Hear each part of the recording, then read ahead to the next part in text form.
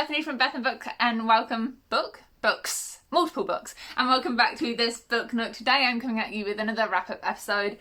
Again, following the recent few videos, I am going to split it up because I've got books that need to go back to the library. So, first and foremost, these are the first, I think I've got 9 books here. It is the school holidays right now, so this is probably going to be a big wrap-up. I'll try and keep everything as short as possible.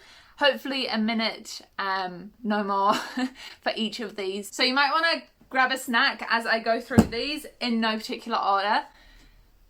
Let's do this. Alright, sorry if I feel rushed, I'm just so aware of not wanting to waste your time. First of all, I finished the Hannibal series. Yes! Hannibal Rising. I love this book. I think I have to give it a 4 stars, 4.5 stars even. 4.5 stars, I've just decided. It's so good. And I'm really surprised that I liked this one as much as I did. It follows Hannibal's origin story. So we see him as a young child and why he becomes like he becomes, which is honestly what I thought the majority of the series was going to be about. But this one was really good. So happy I can highlight this off and move it to the series I have read section of my series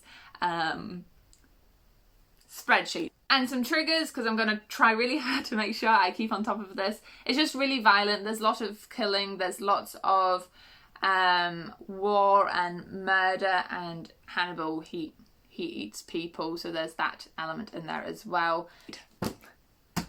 Okay, next up, the Lucky List. Now, after coming out of a reading slump from Girl Serpent Thorn, I did receive this as an arc and I decided to pick it up straight away. So this follows our main character whose mum passes away from cancer and she discovers her mum's old summer holidays bucket list and she does it. It's just really cute. I decided to give it a 4 stars because I did read it cover to cover. There was just a little bit of predictability that came along with wanting to check off the list. That meant it wasn't super gripping because I knew it was going to happen, but in the moment it's what I really, really wanted. Triggers for this one, all I can really think of is the mother dies of cancer, so there's a family member death warning there. I then read The Masked City by Genevieve Cogman. This is book 2 in the Invisible Library series and I loved it. 4 stars. I didn't give it 5 stars just because there were times when I zoned out a little bit, and my favourite part of this series is seeing Kai and, how have I forgotten her name? Irene, the 2 main characters, banter, and because of the premise of the story, which I won't go into because I don't want to spoil it, you don't see much of this banter, so that's what stopped me from giving it 5 stars, but I really loved it. If you haven't picked up the Invisible Library series and you are a lover of books about books, fantasy ones, there's like a hint of romance, but it's more like romantic tension at the moment. It's a really good one. I highly, highly recommend it. Next up is Boy Meets Boy by David Levithan. This one I decided to give 4 stars because I loved it. My reason for loving it is partially due to its inclusivity. We have multiple trans people, gay, bisexual, lesbian people, and it's just a fun read, and it's fun because it's got these really weird elements to it, like the cheerleading squad rides motorcycles. And there's just little lines that are thrown in and it's just like, wait a second, what? And then because of the length of it as well, the male-male romance isn't too dragged out. Like it's long enough for there to be angst and long enough for there to be turmoil, but it wasn't dragged out, so I really liked it. Triggers for this one include homophobia and just horrible people, to be honest. Anything else? I don't think so. I then read Killer Kingdom by Alexandra Christo and I gave this one another 4 stars. I will say I'm intrigued with the whole Sarah J Maas and Leigh Bardugo sticker claim there. It says if you like those authors, you'll like this. I don't think that's the most accurate sticker they could have put on there. I think that's just a bit of a money grab, if I'm being completely honest. This writing style reminds me way more of Trisha Levenseller, who wrote these books that you might be familiar with. And also, I think this novel isn't... Like, when I hear Leigh Bardugo and Sarah J Maas, I think it's a way more sexual.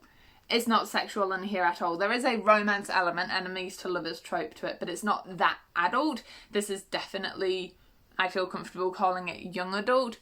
There is a few triggers we need to be aware of, such as parents who are extremely manipulative and general violence, but overall it was quite an enthralling read, and I think I read it over the course of 2 days. I do like this. If you like novels with mermaid, piratey elements to it, definitely check this out.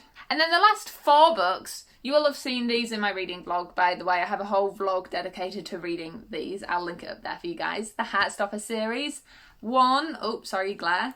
2, oh, I just realised I'm doing this backwards. 4, 3, 2, and 1. These books were absolutely phenomenal. Let's put number 1 at the front because that makes more sense.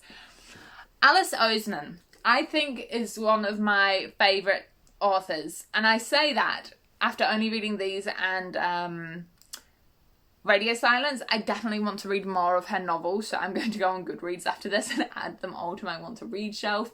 There's just something about her writing and how inclusive it is that really hits a chord of reality. Sometimes when I read books, for example, Boy Meets Boy, which has LGBT elements in it, although I can understand how realistic it is, there's something stopping it from feeling quite like, gosh, this really happens to people. But her writing, it just hits different.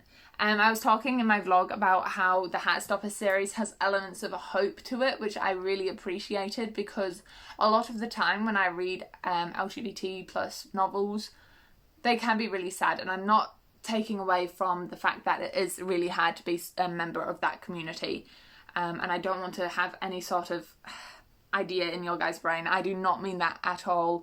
It's just nice to read a book with LGBT in it that's also really happy and hopeful. There are elements to it that are a bit darker, some important messages, especially around mental disorders. I'm talking depression, self-harm, OCD and anorexia. But overall, like I say, we see the characters overcoming these obstacles, which is really endearing. So yes, that's it for this half. Sorry if that felt really rushed. I just do not want this to go on forever. So I'll swap on to future me. Hey everyone, I'm back to finish off this wrap up video. Obviously I have blue mermaid hair now. It's the thing, I'll leave a link wherever it is if you want to go watch the vlog where that happened. If you haven't seen it already, I also got a couple more tattoos, little birdies. So yeah, I'll leave that vlog if you're interested. Otherwise, I'm going to get straight on with this half of the wrap up. So first things first, I have a DNF, and that's Will Grayson by John Green and David Levithan. What happened with this novel is I got 83 pages in, so a decent way in. I put it down because I wasn't loving it, and I'm just not interested in picking it back up. I am just ready to move on. This book I just found really negative, and I understand that you can talk about, like, we should be talking about depression and mental illness. I get that. But for some reason, this just didn't feel good. It just felt like it left a sour taste in my mouth, and I can't explain it any more than that. If I'm being completely honest, it just wasn't good. I did catch up with the Wayward Children series though, and I read Across the Green Grass Fields by Shauna Maguire, which is book 7 maybe in the Wayward Children series, and I absolutely loved this. I am finding as I'm going through her book series though that it's harder for me to give out 5 stars because you kind of expect good things. Does that make any sense? So I gave this one 4 stars, and I really enjoyed how the author, how Shauna has kind of decided that she's been following a certain plot in her other books, right? You were introduced to a character, there's some sort of adventure they have to overcome. So as an audience member, we're kind of anticipating that format. But in this one, she changes it up on us by kind of doing the whole, here's our character, here's our new world. But the character's adventure isn't till like the last 30 pages. So it's a real focus on the character growth, like literal growth from a child to a teenager, and the world and finding her place in her alternate universe. I don't really know if it's another universe, another world, another story. So I did really enjoy this. Good as ever. I really recommend her books. I think I always say this, if you're after a short, easy book to read, because they do take you away. A couple of pictures. I have been making my way through Tokyo Ghoul. I am currently halfway through volume 10, and that's after starting at volume 2. So I've read 2, 3, 4, 5, 6, 7, 8, 9, 10. You can math. And the reason I've been making my way through those so steadily is because when I was in Auckland, I would read them for before bed. I'm really loving them. They're like solid 4-star reads every time. This month has really been the month of graphic novels between that and the Heartstopper series.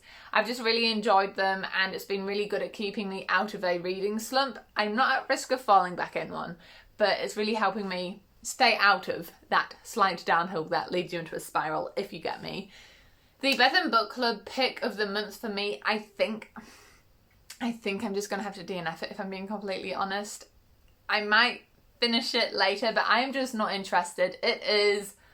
How have I forgotten the name? I just came back from my first day back at school, term 3, and so my brain is a little bit fried. Not used to all the mental activity. I'll put a picture up. I got to page 50. I might try push my way through and do it, but I'm not putting any pressure on myself. I'm just really not interested. It's taken way too long to get into the mystery. I'm not even into the mystery after like an hour of reading, and there's nothing keeping me hooked. There's nothing keeping me interested. I still really want to read her novels. I've got The Hunting Party by Lucy Foley up there as well, and I definitely want to get to it and give her a second chance because I've heard so many great things about her, but I think this one I might just have to DNF it. I am a quarter of the way through Strange Gods. I am going to definitely keep reading this one. It was sent to me as an e-arc, so I'll save my thoughts for that till my next wrap-up, but just know that is on the cards for me. If you want to know what else is on the cards for me, at the same time as posting this, I will have posted my next Real Choosers TBR episode, which I'm really excited to get into. I'm really excited to start the first reading vlog, which is YA classics I never got to, and I'm literally going to start that as soon as I finish filming this clip. So thank you for making it to the end. If you've read any of these books, I'm always interested to hear what your thoughts are about them. If you agree, disagree, it's a safe space, that there's no judgment upon you if you liked a book I disliked or vice versa. I just love these conversations. Thank you also for helping me creep ever closer to the 1,000 subscriber goal, and enjoy all the places you go in your own reading adventures. I'll see you in the next video. Bye!